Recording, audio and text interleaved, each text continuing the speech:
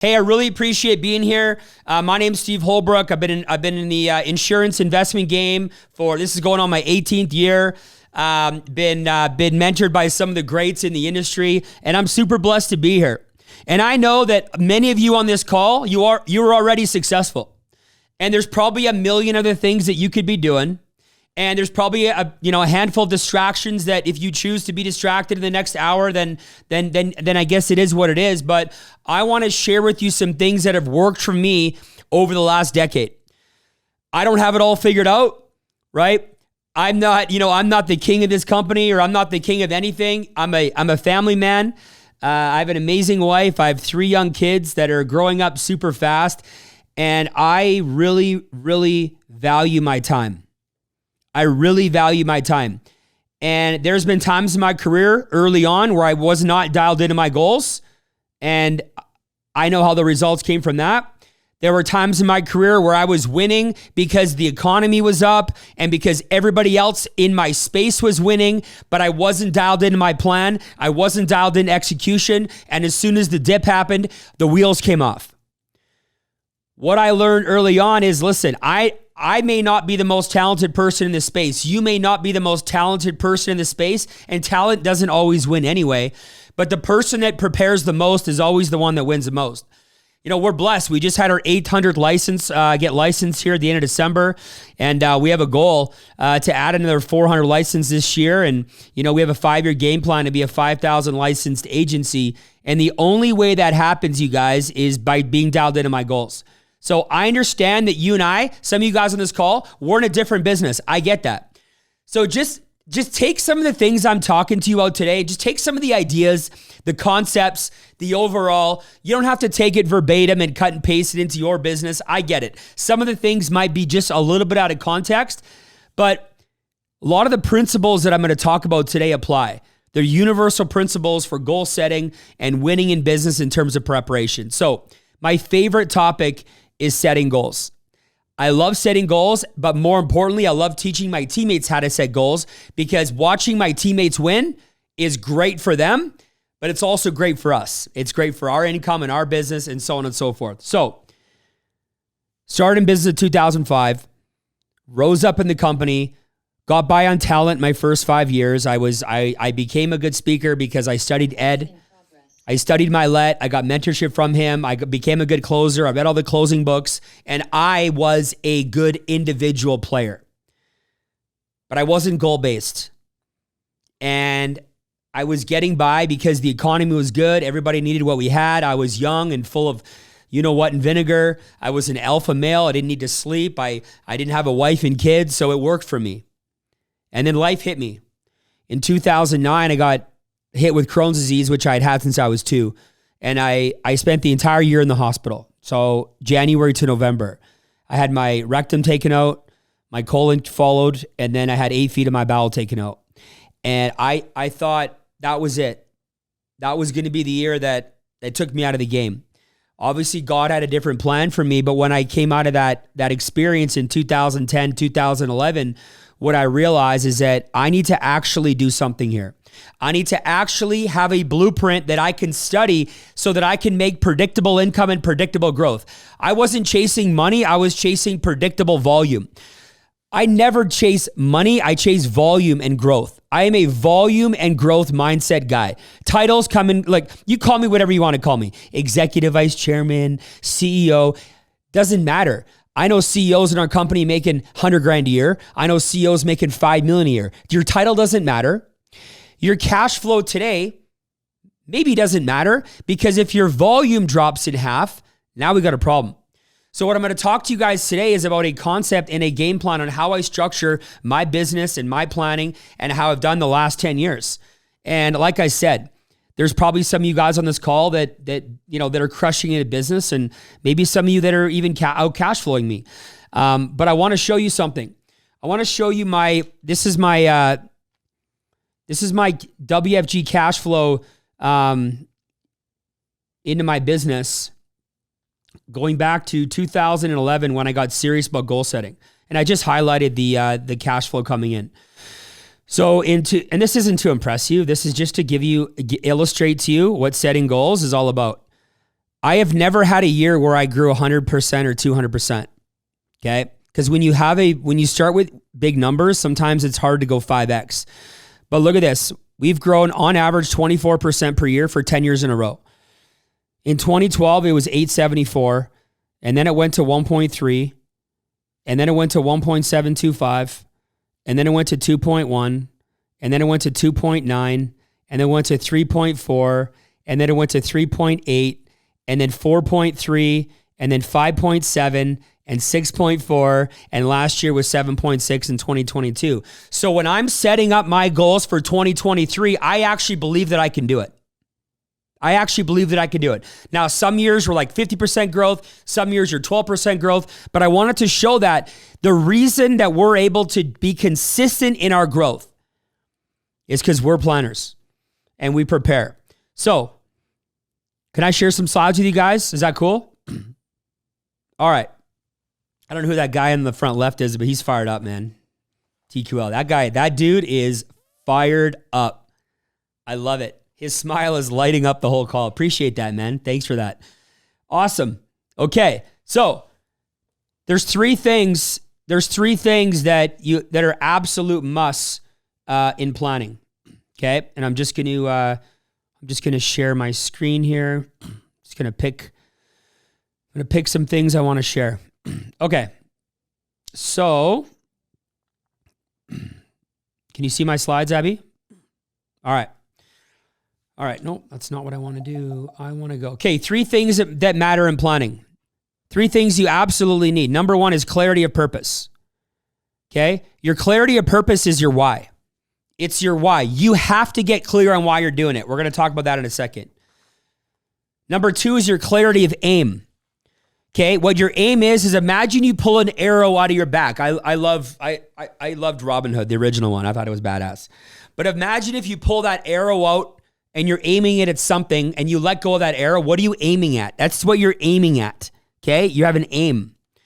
And the third is clarity of plan. What's the plan? What's the actual execution plan? You want to know something? I know a lot of people that know why they're doing it. They cry when they talk about it. They're super, I want to retire my dad. I want to retire my spouse. The tears are coming down their face, but they have no aim. They're focused here. They're focused there. They're focused here. I know people that have an aim. I want to make $1 million, but they have no plan. And I know a lot of people that have an elaborate plan, but they don't have a clue why they're doing it. You need all 3 if you want to be successful. I got that from Think and Grow Rich, right? Napoleon Hill. And when I read it, I obsessed with it. And I'm telling you right now, you need clarity on all 3 of those things. So this is how I set goals. Okay. Firstly, we got to figure out your why. And I'm not talking about your big grandiose why, your purpose statement. I mean, there's a time and a place for that. I'm not going to get you to worry about your purpose statement here in a 45-minute call. And we're going to need some Q&A after, so have your questions ready if you want. But when I talk about your purpose, I'm more talking about reflect on last year. Look back to 2022. Think about it, feel it, own it, good or bad. And now I want you to decide, what do you want for this year? What's your why for the year? I'm not talking about your 5-year, 10-year why, like why you're here on earth and why God created you. Like that's for a deeper day. I'm talking about why 2023? Why is this going to be your year? Well, Steve, because last year I was down 40%, and if I don't get my shit together, I'm gonna lose my house. Well, that's a pretty good reason. Let's hang on to that one. Let's maybe we'll laminate that one and put it right on the whiteboard, right? In health, it's if I don't lose 100 pounds, I'm gonna have a cardiac arrest. My heart's gonna give out, and I'm not gonna walk my daughter down the aisle for 2024. Well, that's a pretty good reason too. So in business, you got to look at last year to figure out why this year. Well, I had the biggest year of my career. Great. What usually happens after the biggest year of someone's career? They fall back.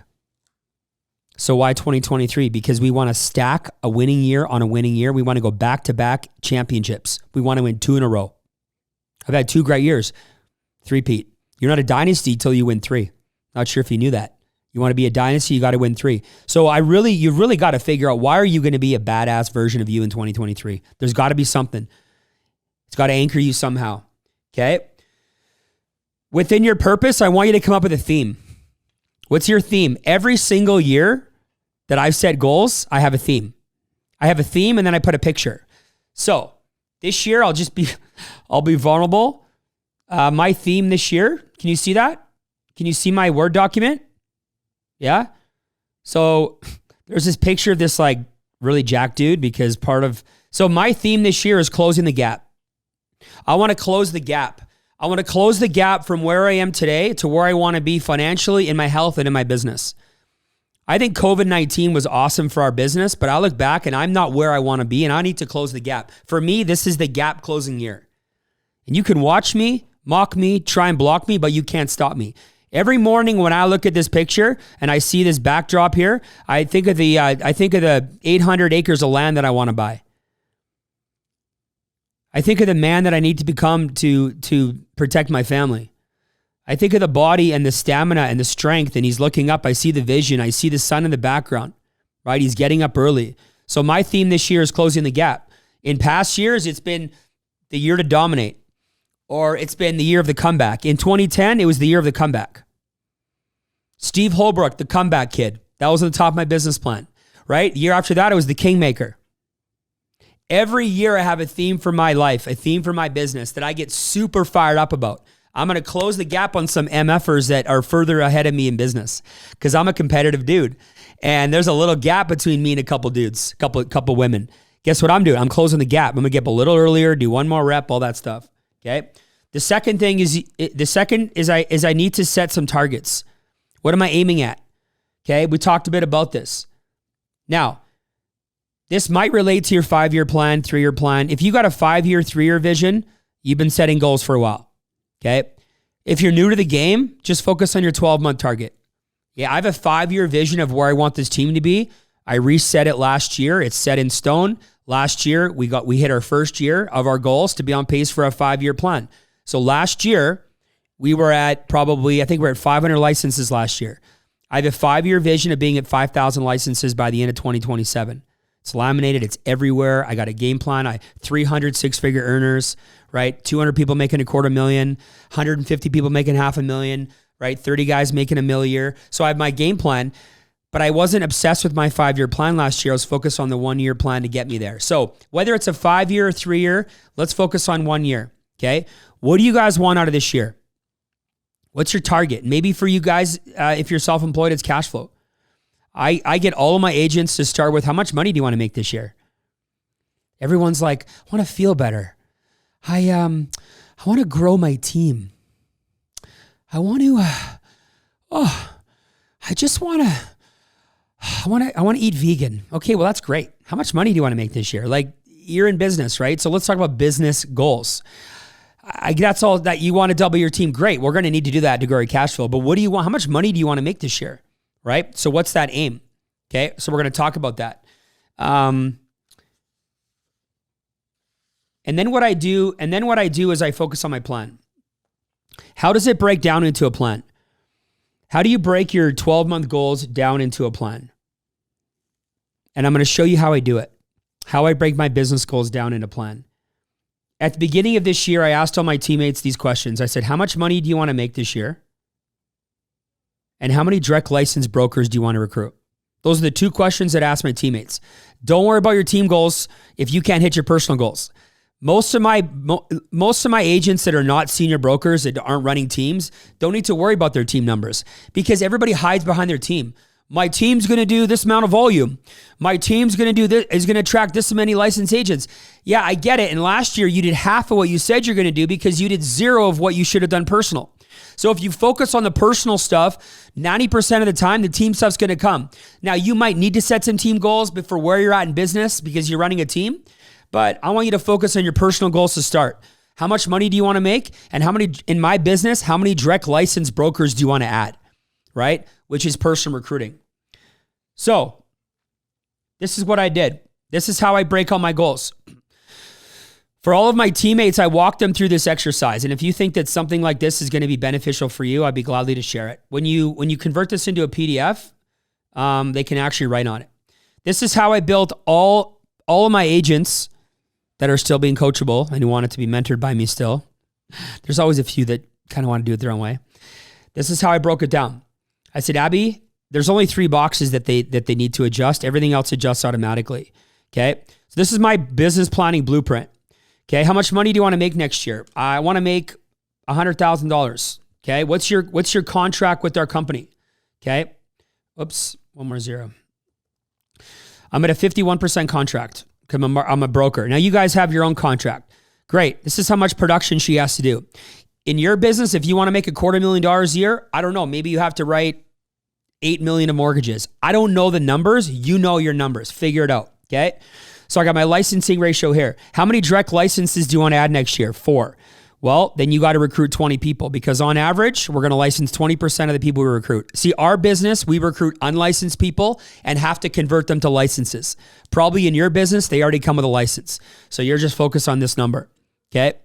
So if we want to run a 30% licensing ratio, right? And you want to get to 4, you got to recruit 13 people. So this is where I start. How much money do you want to make? How much volume do you have to write? And then what I do, and I've been doing this since day one, is I break my goals into quarter and I do 20% of the volume the first quarter, 25 the second and third, and then I do 30 the last quarter. Our business is a compounding business. If you're self-employed, you should be able to build momentum between now and the end of the year, especially if you're adding agents. One of the things that does not work for me is taking my 12-month goal and dividing it by 12. Doesn't work for me. Doesn't necessarily inspire me. Sometimes I got to do too much on the front end. And then if you get behind on the front end, what happens? You stop looking at your goals when? February 1st. Like how many business plans have we made that we've done and then they've died and we do them again at the end of the year? Like I'm so tired of seeing that. So this is a game plan that my teammates can stick to and the most of them do. So in this case, if I want to make $100,000, okay, it broke it down. I got to make $6,600 a month the first quarter, 83, and 10K. So here's my production. I got to do 13,000 points of production in this model to make that kind of money. Okay. If I want to add 4 licenses, here's what I got to do for recruiting. Okay. This may not apply to you, but this gives you an illustration. So what's this? Oh, this is interesting.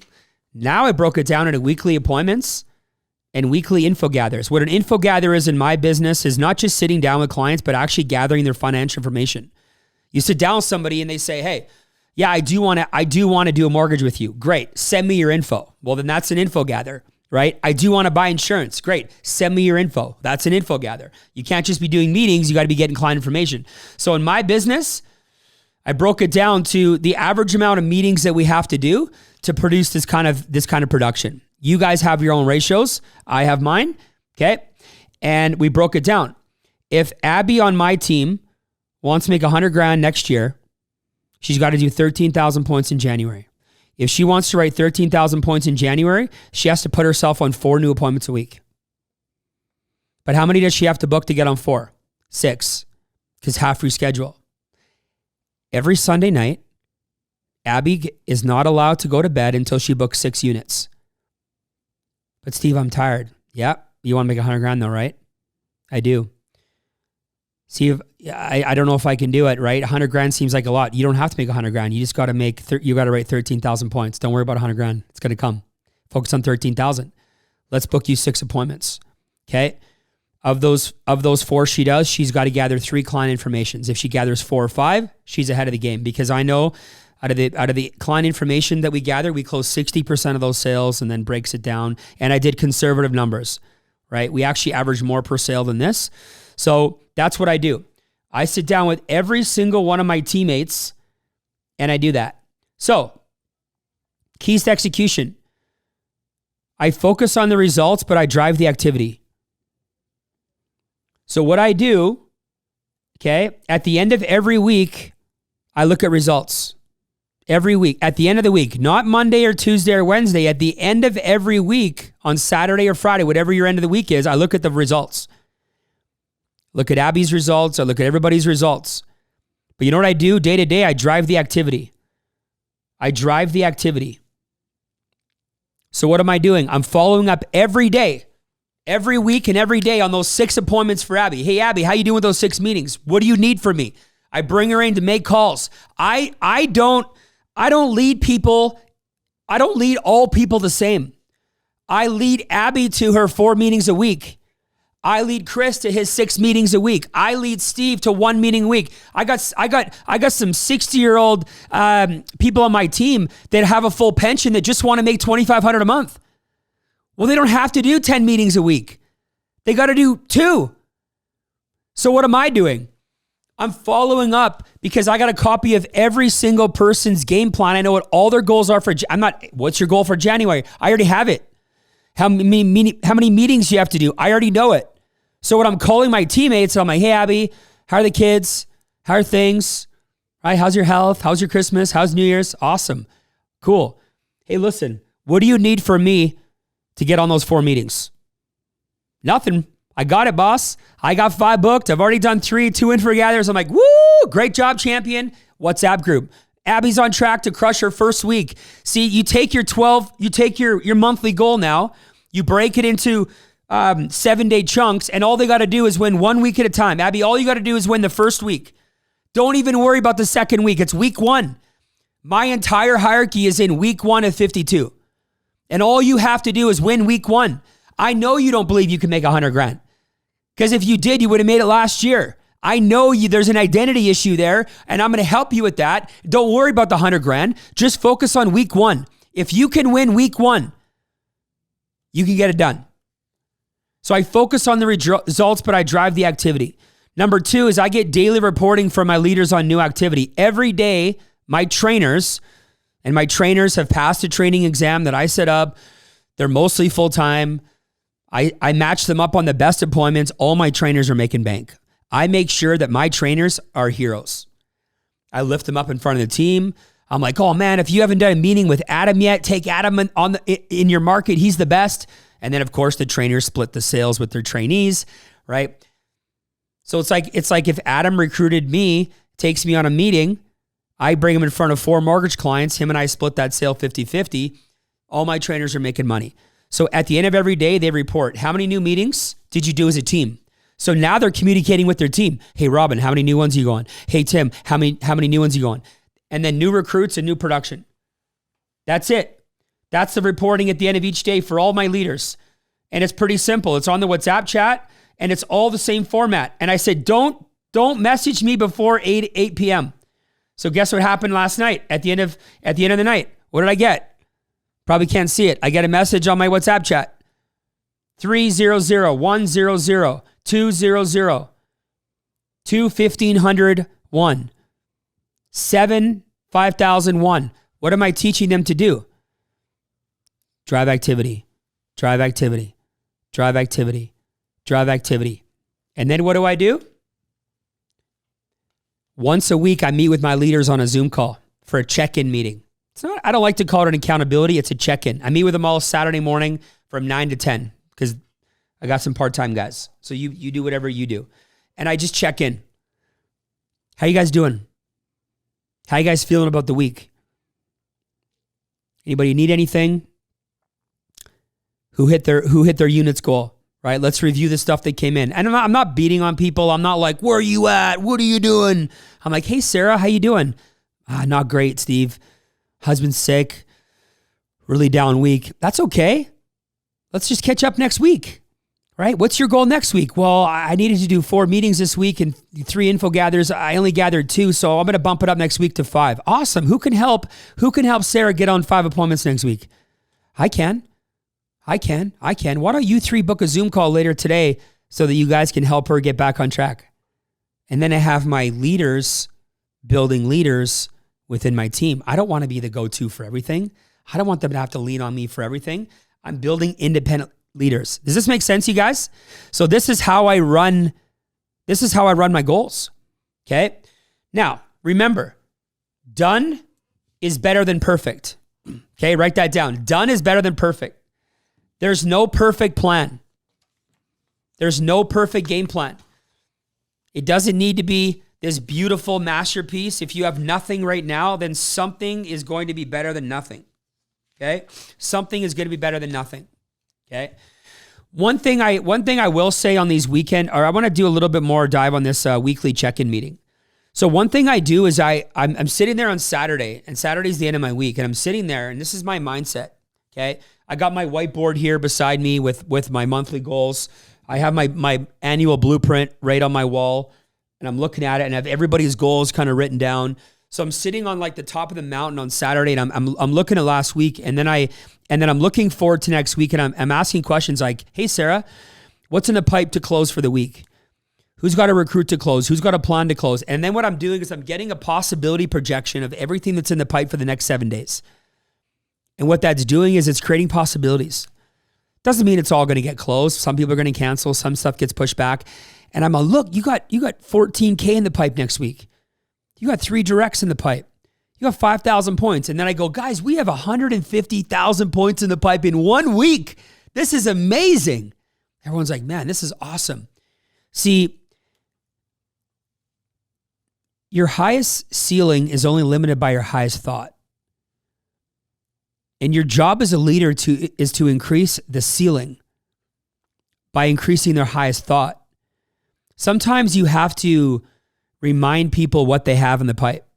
Sometimes you have to remind them of what's possible, what they're capable of, even when they don't know. People are down on themselves. I had a bad week and they're going wrong. Be like, listen, well, let's talk about that, right? How many contacts do you have on your, I have 15. Well, let's get together, you and I today, and let's call those people. Sometimes you have to remind people of what they have because everybody's so caught up in their own despair and what's not working and how bad they are. And oh my God, I suck. I'm so bad, so terrible. So, and that happens with you too, right? You're so hard on yourself. So I evaluate at the end of the week kind of what went well, what didn't. I'm not beating myself up. But if I'm 2 weeks in and I'm not getting results, I got to change something. Maybe I have to start doing 3 days a week, a 1 hour phone zone where we all hop on Zoom together and make calls on mute. I love doing phone zones. Let's face it, most of our guys are not making calls on their own. If they were, they'd be getting results. Some of us aren't making enough calls. I know this is a leadership group, right? But it's true. So I create these momentum zones where we get together for an hour, we set a goal, we all go on mute, and we post in the chat, just booked a unit.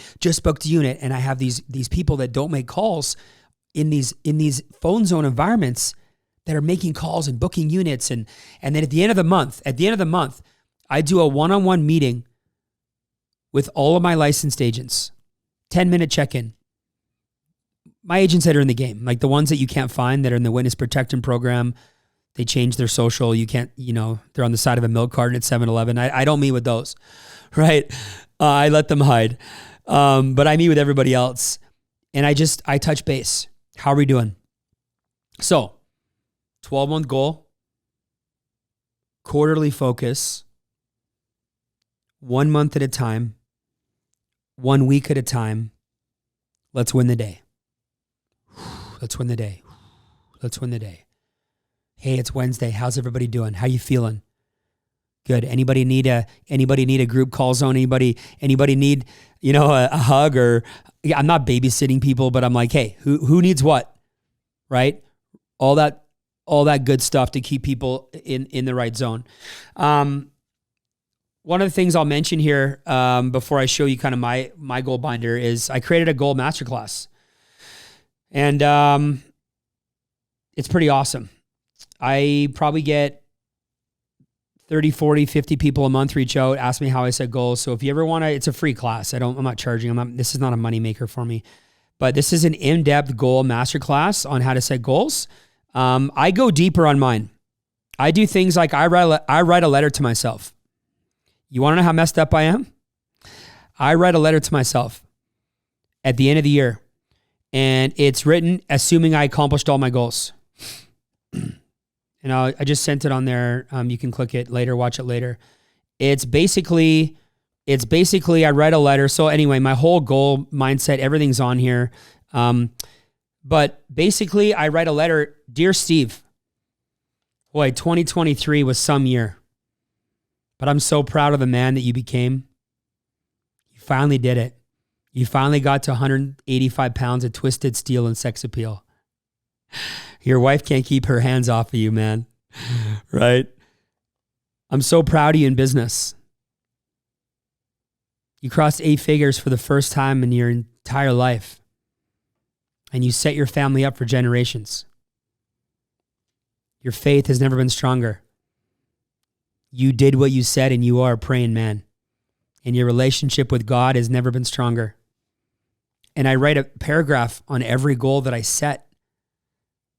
And then I seal it. And I recommend sending a copy of that letter to a friend in business to be read December 31st, 2023. And just knowing that letter is written scares the shit out of me. Because that sucker's getting read one way or another. And I'm either going to read it being like, oh my God, what am I doing? So I build this 12-month vision where I set realistic quarters, break it down monthly, break it down weekly, focus on the activity, and then I anchor it with things like a letter to myself at the end of the year. Man. And that letter, I got goosebumps. That letter it's an emotional read because you're writing it as if things have already happened. And I don't want to get into like Joe Dispenza and all, this deep mindset and visualization and meditation and all that stuff, but it's all part of it. That's where it all comes from. One of my mentors, Steve Siebold, who wrote 177 mental toughness secrets of the world class, he told me to start doing that. So stuff like that's in that masterclass. That's how I do it. Goes in a goal binder, read it every day, laminated. Do I hit every goal every month? No. Does it look exactly like that? No. Do I fall behind? Hell yeah, I fall behind. But when I miss it, I just miss it. I just miss it. We hit almost every single goal we set last year in the base shop. We were going to recruit 400. We recruited 370. We were going to license 60. We licensed 56. I rarely hit every goal on the time frame I set, but I've never not hit a goal eventually that I set. Scary. So I appreciate the time. I hope you guys got some value out of that. I know maybe some of it relates, some of it doesn't, and I'm glad to help you guys in any other way. So appreciate your time. What comes next?